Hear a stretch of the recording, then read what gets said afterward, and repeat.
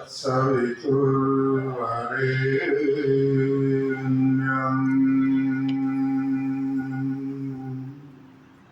भर्गो देवस्य धीमहि धियो यो नः प्रचोदयात्।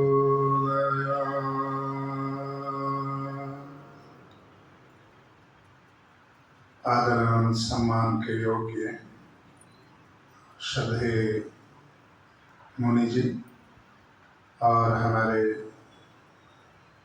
अन्य उपस्थित विद्वान और विदुषी बहनें, धर्म प्रेमी सज्जनों, प्यारे बच्चों और हमारे इस चंडीगढ़, मोहाली और पंचकुला की समाजों में जिनका पितामह के स्थान की तरह आदरणीय बत्रा जी,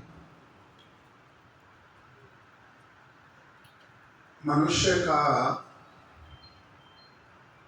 मार्गदर्शन करने के लिए परम पिता परमेश्वर ने व्यवस्था की है, क्योंकि उसी की जिम्मेदारी बनती है।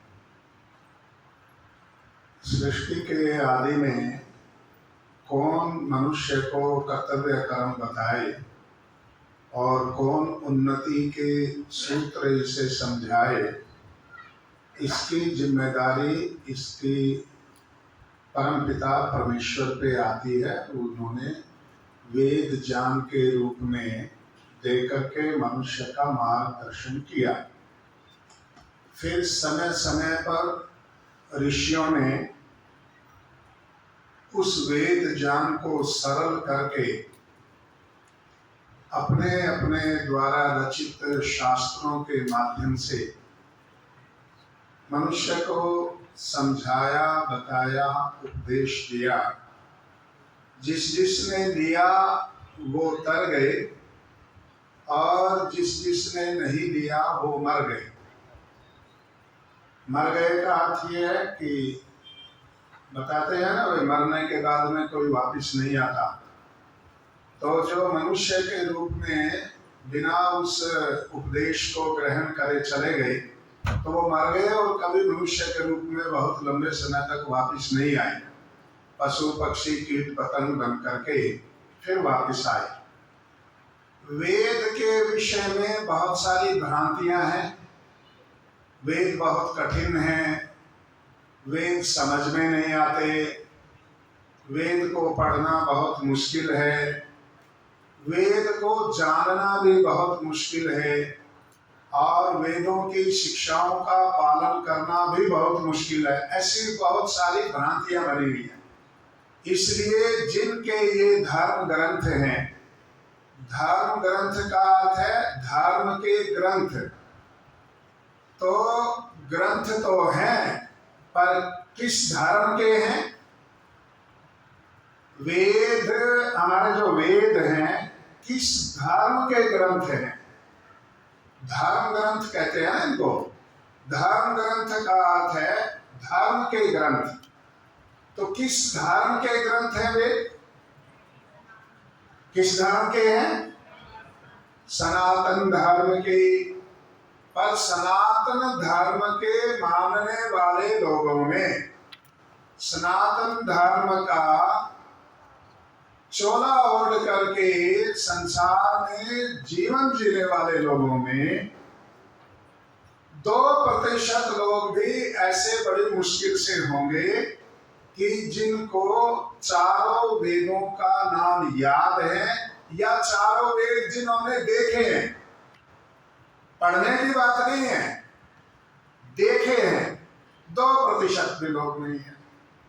उनमें से बहुत कम लोग ऐसे होंगे कि जिन्होंने पढ़ा है और फिर उनमें से बहुत कम लोग ऐसे होंगे कि जैसा पढ़ा है वैसा जिए हैं। वो बहुत थोड़ी संख्या होगी। तो जिस दवाई को खाया ही 0.00001% लोगों ने है, तो उसके रिजल्ट के बारे में फिर भ्रांतियां, घोषणाएं करना, ये तो बहुत बड़ी बेवकूफी है। दवाई को खाया तो है नहीं और ये कह रहे हैं जी इसका तो तो खाना मुश्किल है, इसका तो पचाना मुश्किल है, इसका तो फिर रोग का मिटाना मुश्किल है, और जी इसका तो देने वाला ढूंढना मुश्किल है। ऐसी स्थितियां हैं। उल्टा इसके क्या स्थिति है, क्योंकि वेद प्रचार चल रहा है तो मैं इसलिए वेद के ऊपर ही आपको कुछ एक बात बताने लगा हूं। उल्टा हो क्या रहा है, जितनी भ्रांतियां हैं इन सब के विपरीत वेद बहुत सरल हैं, शिक्षाएं बहुत सहज हैं। एक शिक्षा को लेने मात्र से भी कल्याण हो सकता है। एक मात्र से, एक नियम का पालना तो कोई बहुत बड़ी बात नहीं है। सुनो, एक नियम मैं बताता हूं। वेद में मंत्र है, अस्मन्नवतीरीयते सम्रबध्वं उत्तिष्ठत परतरता सखाय अत्र जहिमो, अत्र जहिमा, अर्थात यहीं पर छोड़ दो। क्या? ये अशिवान, जो अशिव है। दो चीजें होती हैं क्या? एक तो शिव होता है और एक अशिव होता है। तो छोड़ने का आदेश किसको देंगे? जिसको पकड़ने की सुविधा है। एक योनि ऐसी है जिसको छोड़ने की और पकड़ने की सुविधा भगवान ने दे रखी है। उसको छोड़ करके बाकी सारी दुनिया की योनियों को ये सुविधा कतई प्राप्त नहीं है कि वो किसी दुर्गुण को छोड़ सके और किसी सद्गुण को ग्रहण कर सके। तो अत्र जहिमा, यहीं पर छोड़ो। यहीं पर किसके लिए है? यहीं पर का अर्थ है मनुष्य के जीवन में ही आप छोड़ सकते हैं और मनुष्य के जीवन में ही आप ग्रहण कर सकते हैं। बाकी किसी योनि में आप अपनी मर्जी से कुछ छोड़ नहीं सकते और अपनी मर्जी से कुछ ग्रहण कर नहीं सकते। गधा, ये कतई उसको ऑप्शन नहीं है कि गधा गधेपन को छोड़ दे। कुत्ते को ये कतई ऑप्शन नहीं है कि कुत्ता कुत्तेपन को छोड़ दे। सांप को ये ऑप्शन नहीं है कि सांप सांपपन को छोड़ दे। ना बिच्छू को ये ऑप्शन है कि बिच्छू बिच्छूपन को छोड़ दे। इंसान को ऑप्शन है कि वो छोड़ दे तो भगवान की तरफ चले और पकड़ दे तो शैतान की तरफ चले। उसके सामने तीन है, एक भगवान का रास्ता, एक शैतान का रास्ता। और खुद इंसान है तो इधर जाएगा तो शैतान हो जाएगा, उधर जाएगा तो भगवान की तरफ जाएगा। तो उपदेश है अत्र जहिमा, यहीं पर छोड़ो। ये अशिवान, शिवान वयम उत्तरेमा, वयम उत्तरेमा, हम पार उतर जाएं। किससे पार उतर जाएं? किससे पार उतर जाएं? अरे कौन सा सागर है जिसमें डूब के मरते हो? डरे हुए बैठे हैं, वह पता नहीं कहाँ पहुंचा देगा। बाबा पंचकूला छुड़वा देगा, सोसाइटी छुड़वा, कहीं नहीं छुड़वाने वाला कुछ भी। वयम उत्तरेमा, ये प्रार्थना है वेद में, हम पार उतर जाएं। किससे? भव सागर के। तो जिस वजन के उठाने मात्र से डूब के मरने का खतरा है, वो वजन छोड़ दो। भाई भवसागर में उतरोगे तभी तो पार उतरोगे। किनारे पे बैठा है, नदी में उतरा नहीं, प्रार्थनाएं कर रहा पार उतर। भाई उतर तो नीचे। उतरने से पहले क्या करें? जिस वजन को उठा करके डूब के मरने का खतरा है, वेद कहता है अत्र जहिमा, उसे यहीं छोड़ दो, किनारे पे। डूबने लगो तब नहीं छोड़ पाओगे। किनारे पे छोड़ने की आपको सुविधा है। अब बताओ, इससे सरल उपदेश है। अत्र का मतलब यहाँ जहिमा का मतलब छोड़ दो, ये का मतलब जो अशिवान, जो शिव नहीं है अर्थात कल्याणकारी नहीं है, अकल्याणकारी समान, अकल्याणकारी स्वभाव, अकल्याणकारी वृत्तियां, अकल्याणकारी भाषा, अकल्याणकारी विचार, अत्र जहिमा यही छोड़ दो। अत्र का मतलब यहाँ का मतलब सेक्टर में, यहाँ का मतलब आपके अपने जीवन में, अत्र का मतलब मनुष्य की योनि में यही छोड़ने की सुविधा है, यही छोड़ने की ऑप्शन है। सोच रहे ना, किसी से बात करो पर उसकी परलोक की, दूसरे जन्म की, पर जन्म की, मोक्ष की, पाप की, पुण्य की, 99.99% लोग क्या कहते, किसने देखा, मजे करो। किसने देखा? अरे भाई किसी ने देखा हो या नहीं देखा हो, पर तुम तो देख रहे हो ना, गधा भी है, कुत्ता भी है, सुअर भी है। आप लैट्रिन करके आते हो और आपका जो लैट्रिन का एक जो गड्ढा बना हुआ है ना, उसका सारे मल को इकट्ठा करके फिर बाहर सफाई के लिए, उस आपके छोड़े हुए मल को 2.5 फीट ऊंचा कीड़ों का ढेर उस मल को खाता है, उस मल को खाता है, मल में परिवार बढ़ाता है, मल में जन्म लेता है, मल में मर जाता है और मल को खा करके अपना मल भी उसी मल में मिलाता है। ये तो देख ही रहे हो। ये क्यों है ऐसा? क्योंकि जब ये मनुष्य थे और छोड़ने लायक चीजों को इन्होंने नहीं छोड़ा, और आज जब नहीं छोड़ा तो फिर आज आपका छोड़ा हुआ मल भोग करके आनंद मना रहे, उछल रहे, कूद रहे। सुख तो है, थोड़ा बहुत तो है ही है ना। उतना नहीं होता तो सारे कीड़े बाहर निकल जाते पानी के और 2-2.5 मिनट में सूर्य की धूप में आत्महत्या करके मर जाते, योनि मुक्त हो जाते। सुअर को ये पता चल जाए कि मेरी तो योनि बहुत घटिया है, ट्रक के नीचे, रेल के नीचे, बस के नीचे आकर के मर जाए, डूब के मर जाए। पर सुअर को जब मारने लगते हैं तो मरने से भागता है, बचता है। क्यों?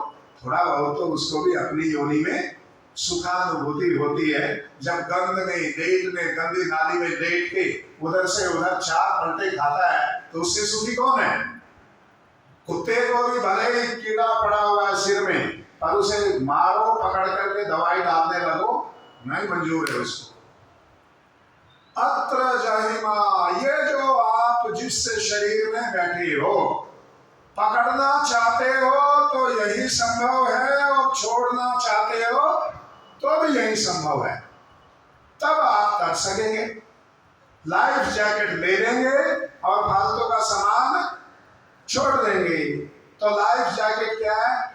ये शिवा, जो जो शिव है, जो जो कल्याणकारी है, उसे तो पकड़ लो। हैं? तो मन में बुरे विचार आने, मेरे से एक बात पूछा, यही कल की बात है, कोई सेक्टर 7 में किसी का प्रोग्राम था, सरदार जी आ गए, बोला जी आप हमारे गुरु ग्रंथ साहब के तो हिसाब से बहुत सारी बातें हैं, आपके वेदों में क्या लिखा है? आप 2 लाइन में शिक्षा, आप मुझे बता देना, 2 मिनट रह जाए तो मैं इशारा कर दियो, फिर मैं राम वाइंड अप कर देंगे। तो बोला जी वेदों की शिक्षाएं क्या कहती हैं? हमारे तो सब कुछ सरल भाषा में है। देखो गीत के गीत सुने जाते हैं, बड़ा शास्त्रीय संगीत है, शिक्षाएं भी मिल जाती है। तो मैंने कहा हमारे भी हैं, गीतों में ही है। बोला जी आप बताओ। मैंने कहा 2 लाइन में है, 2 घंटे की। क्या?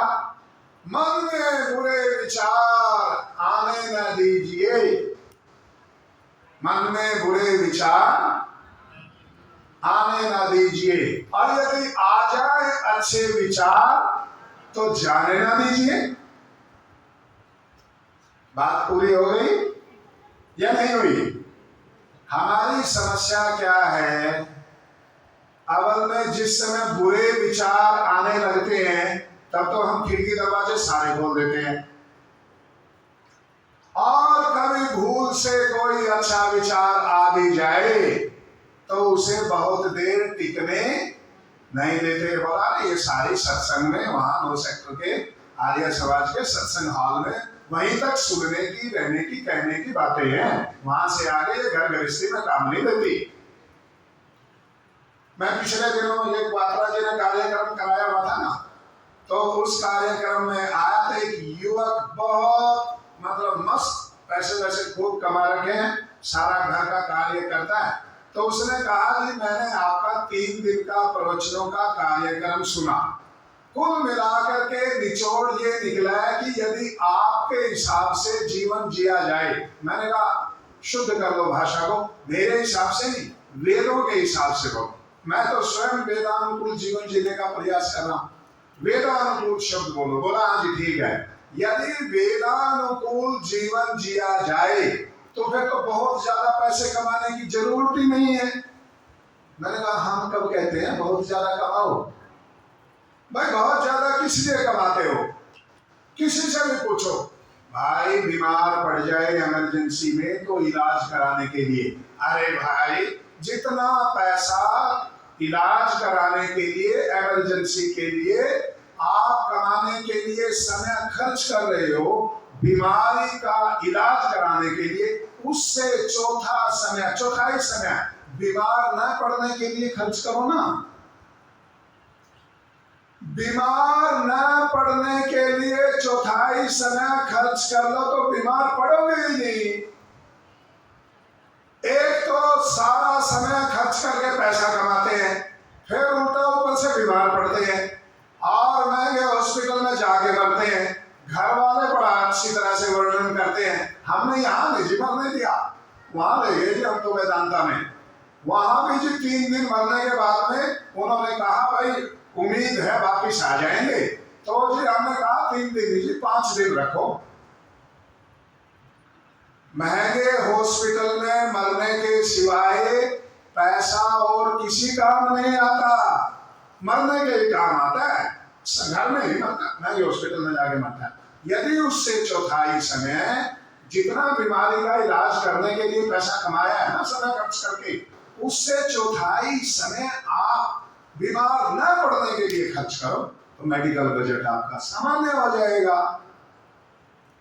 जब आप बीमार पड़ते हैं सबके पास समय होता है, रिश्तेदार भी आ जाएंगे, विदेश से आ जाएंगे, दिल्ली वाले भी आ जाएंगे, कुड़म भी आ जाएंगे, कुड़ी भी आ जाएगी, सबके पास में समय आकर के फिर आप अपनी व्याख्या करेंगे, हाँ ही नुकी हो गया, इन्हीं तो अंखा पीली हो गई है, हाँ बड़ा लाल टमाटर वालू चेहरा सीधा तो हूं पता नहीं नुकी हो गया। और कोई बुढ़ी तो ऐसी आती है, हूं क्या हो गया ना तो तरेलियां पहनी, नाखून पीले हो गए और फलां दे मुंडे का 3 दिन पहले इहो जा हाल होया सी, वो तीसरे दिन मर गया, पर आता नु कितने दिन हो गए पहले मीठे, अगला मरेगा नहीं तो 3 दिन बाद में वैसे इंतजार करेगा, भाई तेरा नंबर आ गया है।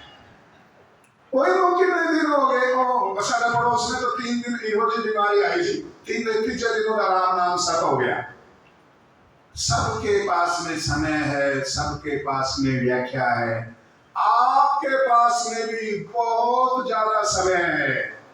इतना समय है कि 4 से 5 घंटे तो आपको टीवी के सामने बैठ करके काटना पड़ता है, 4 घंटे तो टीवी के आगे लगाने पड़ते हैं, 2-1 घंटे फिर सुबह शाम पार्क में सारे पंचकूला मोहाली की खबर लेने के लिए भी लगाने पड़ते हैं, फिर 2-1 घंटे फोन पे जो आपकी रेंज से बाहर रह गए, जिनकी चपेट में आप नहीं आए, जो आपकी चपेट में नहीं आए, फिर उनको फोन पे रेंज में लेकर के उनका भी हिसाब किताब कर लेते हैं और फिर कहते हैं हमें, हम जब समाज में आते मुक्ति का रास्ता कौन सा है जी, मोक्ष का रास्ता बताओ जी, मोक्ष कैसे प्राप्त होता है? मैंने कहा लगे रहो बस, मनुष्य जीवन से मोक्ष प्राप्त हो ही जाएगा। फिर गधा कुत्ता सुअर बनने के बाद में चाहे सारे समाधिस्थ योगी आपके पास में आके बैठ जाएं, आप ये नहीं पूछेंगे कि मोक्ष का रास्ता कौन सा है, कभी नहीं पूछ पाएंगे। इसी जन्म में है, इसलिए वेद की शिक्षा है, अत्र जहिमा ये अशिवान शिवान वयम उत्तरेमा, हम पार हो जाए और जो हम पे फालतू का वजन लगा हुआ है उसे यहीं पर छोड़े और भव सागर में उतर जाए। उतरना है, पार होने के लिए तो उतरना पड़ेगा ना। आप उतरोगे ही तो पार किसके होंगे। अर्थात कर्म करना। भवसागर में उतरने का अर्थ क्या है? कर्म करना। कर्म करो अशुभ को छोड़ते हुए। समय हो गया होगा, नहीं हो गया होगा तो धन्यवाद। बत्रा जी ने बड़ी कृपा की। मैं तो पहली बार सेक्टर 9 की आर्य सभा से देखी है। बत्रा जी और बात्रा जी बोले नहीं आ जाओ आ जाओ, और मैं अकेला नहीं आया, और भी साथ में हमारे लुधियाना के आर्य समाज मॉडल टाउन, जो पूरे पंजाब की सबसे मतलब प्रोग्रेसिव प्रगतिशील समाज है। हमारे मंत्री है हमारे जगदीप बस्सी जी, इनको लाया हूँ। कोषाध्यक्ष को लाया हूँ गांधी जी को। और पदम जी कहाँ बैठे हैं? वो पदम जी हैं, वो बहुत बड़े इंडस्ट्रियलिस्ट है आर्य समाज।